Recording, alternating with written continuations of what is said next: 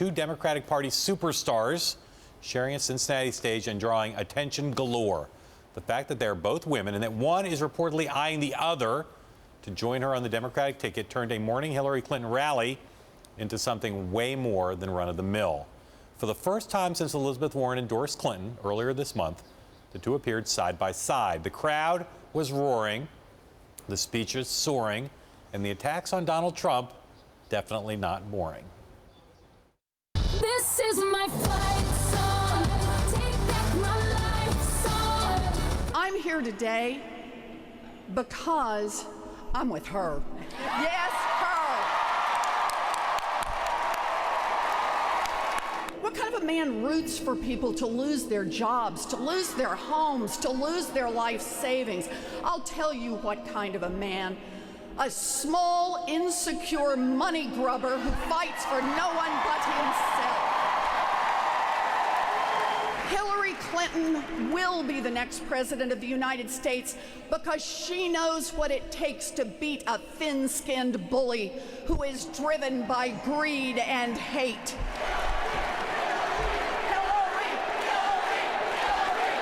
You know I could do this all day. I really could.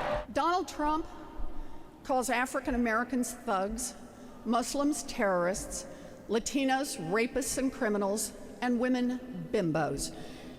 Hillary Clinton believes that racism, hatred, injustice, and bigotry have no place in our country. She fights for us.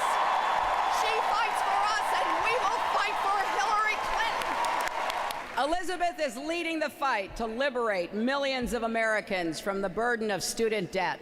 And no one works harder to make sure Wall Street never wrecks Main Street again. And I must say, I do just love to see how she gets under Donald Trump's thin skin. That Clinton-Warren duet in Cincinnati drew quite the reaction from Donald J. Trump, billionaire, but it also garnered glowing reviews from reporters on the ground and from ye old cable news punditry class.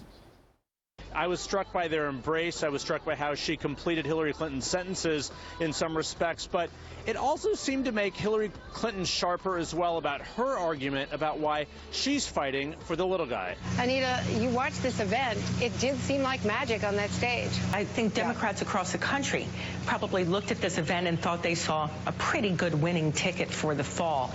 The chemistry looked very real. Hillary Clinton clearly enjoyed campaigning with her today. That was evident as well. So to have her on board the team in a full way, I think is a benefit to Hillary Clinton. And Hillary needs that boost, she needs that energy. She's also doing her a favor because she's able to take on the Trump defensive in a way that her husband attempted to do, but it wasn't quite as well received. So I think the girls teaming up is a good move. Did you see the matching pantsuits? There they are. I love the fact that two women in matching blue pantsuits are having a conversation about a man's hat. Ladies, can I just start with the obvious there? Those blue suits, the matching blue suits, and then they call Donald Trump goofy. It's a pantsuit extravaganza. Sure, and they have the same hair and all that kind of stuff.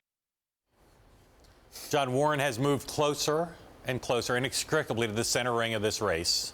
You and I disagree about how likely it is that she's going to be picked to be on the ticket, but does she look to you off of that event like Hillary Clinton's running mate? I don't even know that we disagree about the likelihood, in the sense that I agree with you, it's not that likely.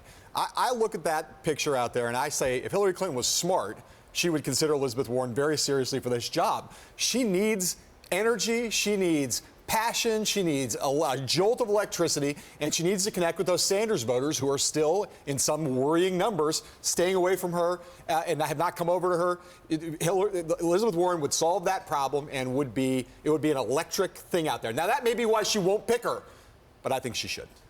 The dumbest thing you can do, and Hillary Clinton knows this well, is to pick somebody because they're electric or magic or they're good at a rally. You pick someone who can be seen as ready to be president and who you want to govern with. Well, and I think in the end, there's going to be somebody in America who Hillary Clinton thinks is a better commander-in-chief, potentially, and she'd more likely like to spend 4 or 8 years. Look, in terms of national security credentials, you know, there are others who have more than Elizabeth Warren by far. I think Elizabeth Warren is right that when she says she would pass the ready-to-be commander-in-chief threshold.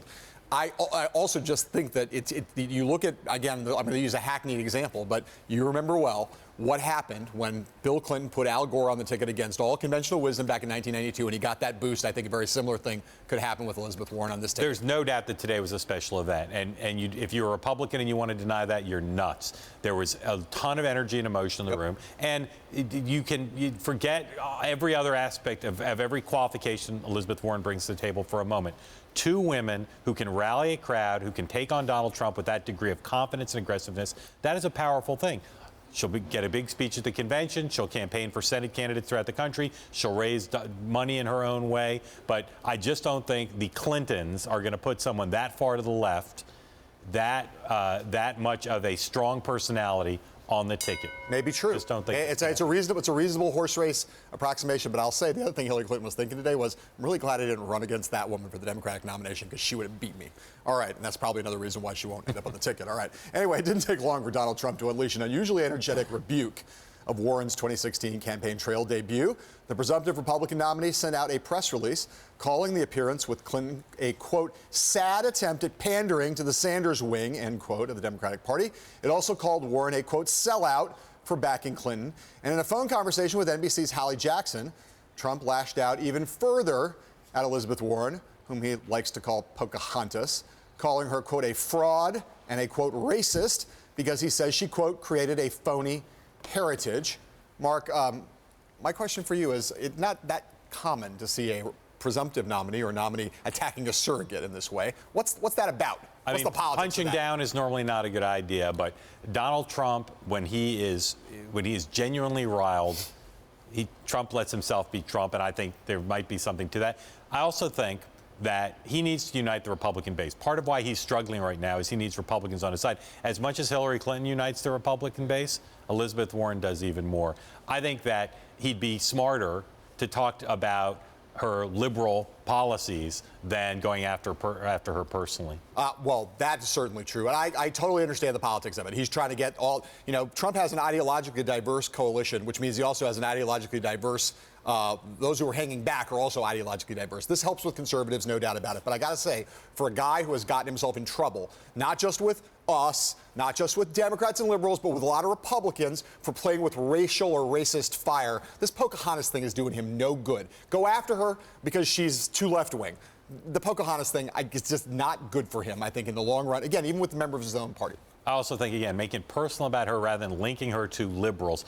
He's in a bit of a box, though, because she is very similar to Bernie Sanders. And he's still trying to court Bernie Sanders supporters, as difficult as you and I both think that will be. Yeah. I think he'd be better served not maybe being so personal about it.